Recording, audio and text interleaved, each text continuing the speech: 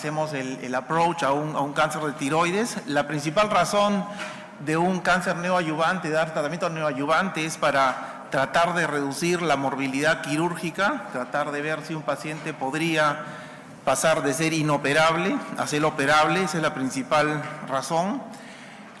En la era, en la era moderna del manejo de la oncología manejamos bastante lo que es terapia dirigida, que le llamamos targeted therapy, y se basa básicamente en determinar mutaciones que se encuentran tanto en el tumor como en sangre periférica.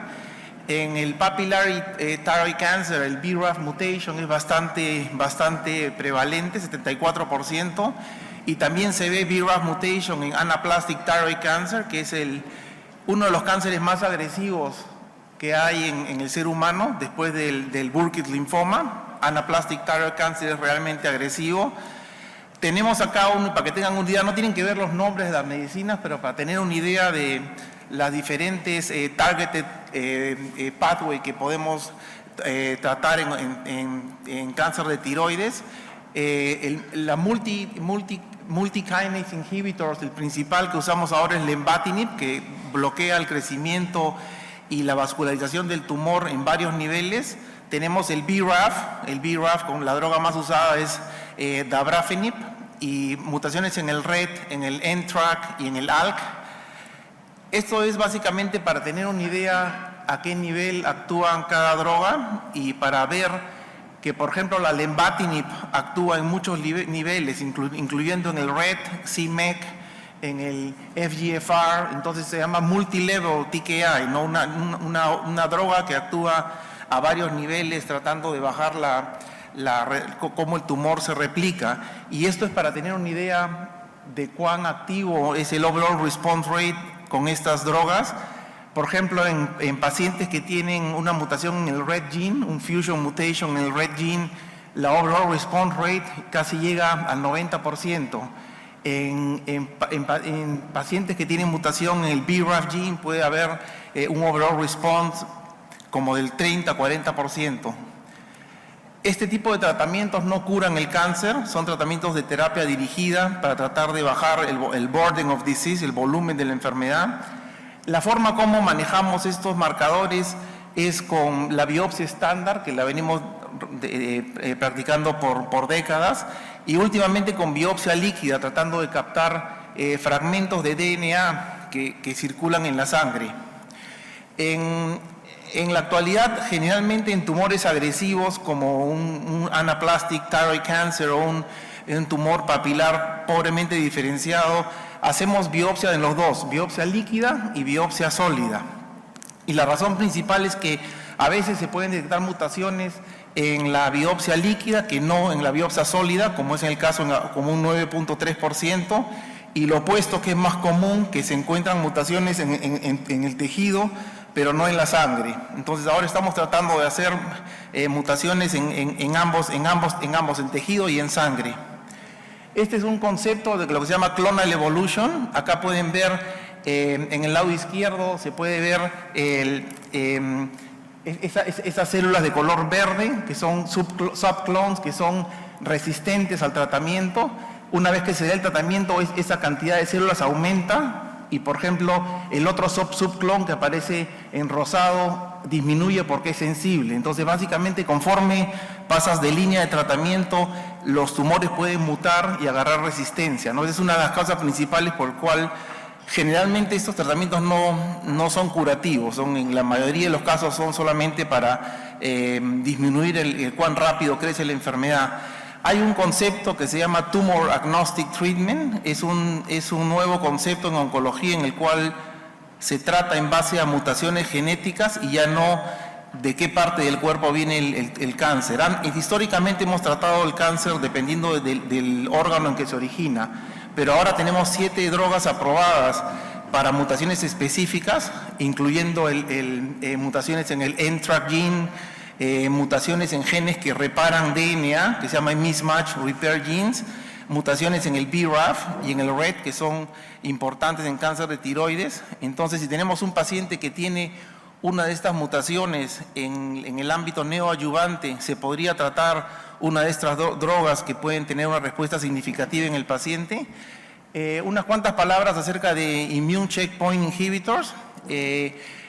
Esto ha cambiado bastante la historia de la oncología. Esto comenzó en melanoma. El Immune Checkpoint son interacciones que tiene el T-cell con dendritic cells y con el cancer cells para tratar de frenar el sistema inmune. Si el sistema inmune fuera totalmente activado, muchas personas desarrollarían enfermedades autoinmunes como lupus, rheumatoid arthritis. Entonces, el sistema inmune siempre está parado o frenado por estos checkpoint inhibitors. Ya hay drogas que ahora usamos, PD-L1 o PD-1, que pueden hacer liberar el freno del sistema inmune para que ataque las células de cáncer.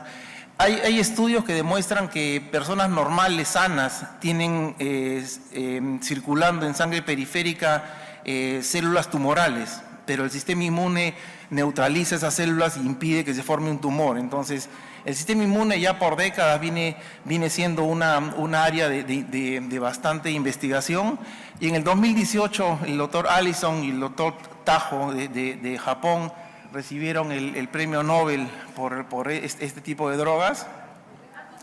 Este es un estudio que fue recientemente publicado en marzo de este año, 2024, que evalúa el uso de checkpoint inhibitors, en este caso una droga que se llama pembrolizumab, y la combina con un BRAF inhibitor, dabrafenib, en pacientes que tienen BRAF mutated anaplastic thyroid cancer. Anaplastic thyroid cancer es un poco especial porque muchas veces no da tiempo para hacer mutaciones genéticas.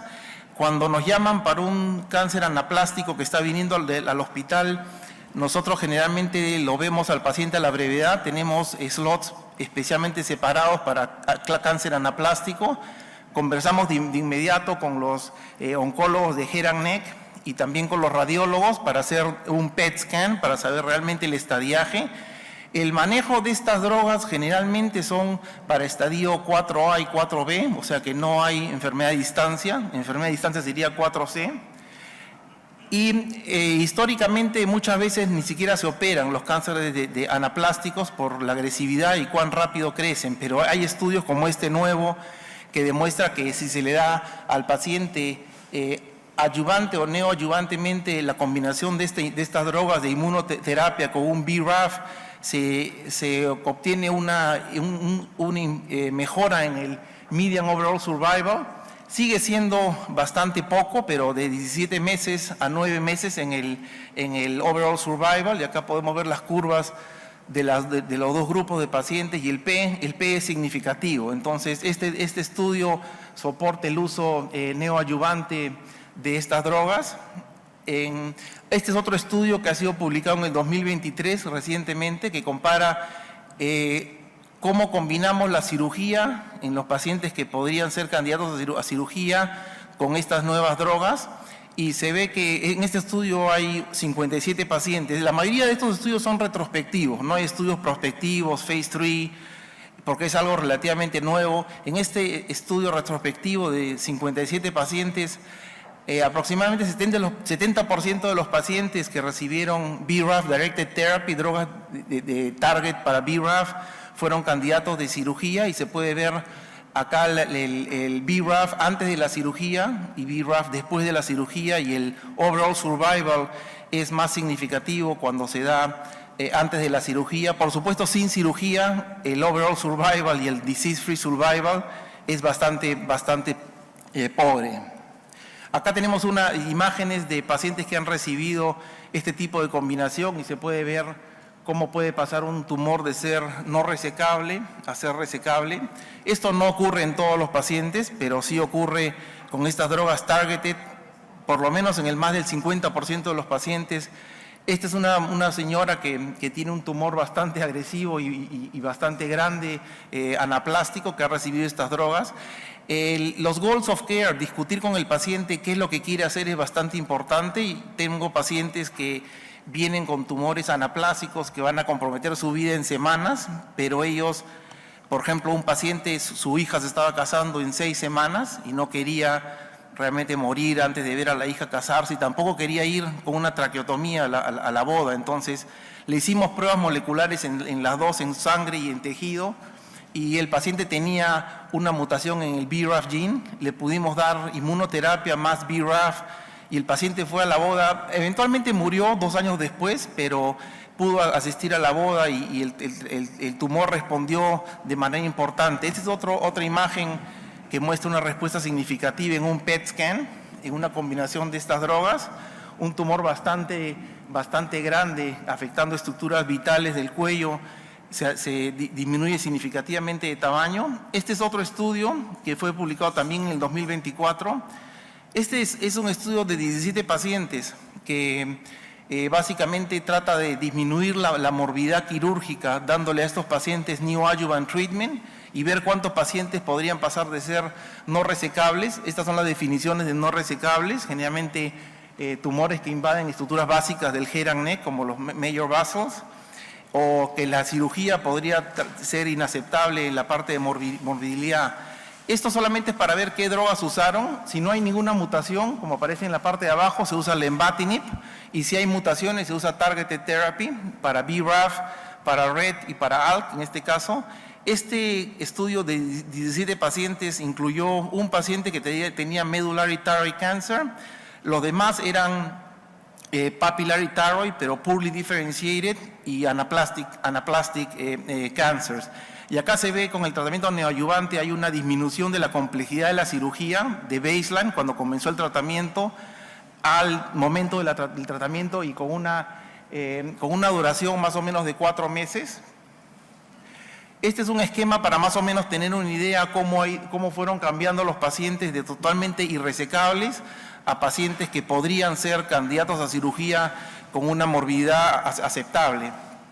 Entonces, la respuesta en este estudio reciente, del 2024, en que fue publicado en el Journal de Head and Neck, overall response rate 37%, que es significativo, y 11 pacientes, de los 17, 11 pacientes, 60% pudieron ir a cirugía, y sorpresivamente 58% tuvieron un R0 o R1 resection. Esta es una tabla para más o menos tener una idea de cómo hubo el cambio en la invasión de cartílago del esófago y el recurrent laryngeal nerve. No se ve cambios significativos con el uso de neoadjuvant treatment.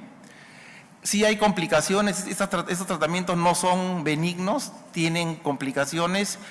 Hipertensión es una que hay que tener mucho cuidado. Pacientes que ya tienen hipertensión reciben el tratamiento y acaban en el ICU con una hypertension urgency. Tenemos pacientes con presiones de 240 sobre 120 después de tomar unas cuantas dosis de estas drogas. Diarrea puede ser significativo, puede producir una diarrea bastante intensa que requiere hospitalización. Pacientes pueden desarrollar thrombotic events, incluyendo strokes y también enfermedad cardiovascular.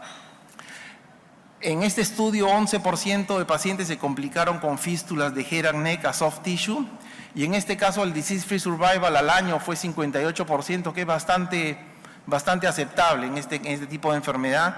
Entonces, este estudio recientemente publicado demuestra que dando neoadjuvant treatment en pacientes que tienen locally advanced, generalmente, aunque incluyeron pacientes metastáticos estadio 4C, generalmente pacientes que tienen locally advanced, y ayudó a poder resecar el tumor y disminuir el tamaño del tumor, ¿no? Este es otro estudio también de mayo del 2024. Es una single institution y generalmente son retrospectivos. Acá incluyen pacientes con carcinoma papilar, folicular, anaplástico, y los han seguido son pacientes que los han tomado del 2018 a 2023. Y diferentes drogas neoadyuvantes de acuerdo a qué mutación tienen, y se ve que 7 de 10 pacientes que recibieron neoadjuvant treatment pudieron ir a una resección quirúrgica, y muchos de ellos permanecen con una enfermedad bastante controlada. Por supuesto que a veces tenemos que continuar este tratamiento después de la cirugía. Estos tratamientos no curan la enfermedad, la principal rol es tratar de disminuir el burden of disease, la cantidad de enfermedad que tiene el paciente. Y como les digo, depende mucho de los goals of care, o sea, qué cosa quiere hacer el paciente, qué es lo que está dispuesto a hacer. Hay pacientes con el mismo estadiaje, mismo compromiso, unos quieren recibir neoadjuvant treatment y cirugía, otros quieren solamente hacer palliation y hospice. Entonces, en la parte de medicina oncológica, es más, hay un aspecto científico de la parte médica, pero también bastante peso en la parte social, ¿no? Que la parte social del paciente, y últimamente lo que se llama financial toxicity. Estas drogas son bastante caras, hacer pruebas moleculares también. En cánceres agresivos como el anaplastic, nosotros llamamos directamente a las empresas que hacen pruebas moleculares y les decimos que es un cáncer anaplástico de tiroides y ellos le dan prioridad, pero el turnaround no es menor de 7 días. A veces esos 7 días pueden ser importantes porque el paciente puede desarrollar compromiso de la vida aérea y muchas veces tener una traqueotomía antes de comenzar el neoadjuvant.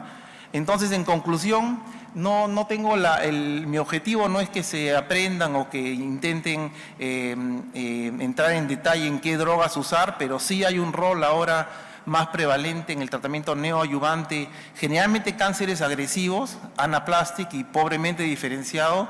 El cáncer de tiroides bien diferenciado generalmente no produce ese compromiso de la vía aérea y esa presentación dramática. Eso generalmente a veces nos mandan pacientes que tienen la patología, dice que es cáncer diferenciado de tiroides, pero clínicamente no parece que fuera diferenciado, y cuando hablamos con los head and neck surgeons que hacen una biopsia, hay un componente dentro de la parte diferenciada, hay un componente anaplástico o pobremente diferenciado, y es por eso que el tumor se comporta de esa manera.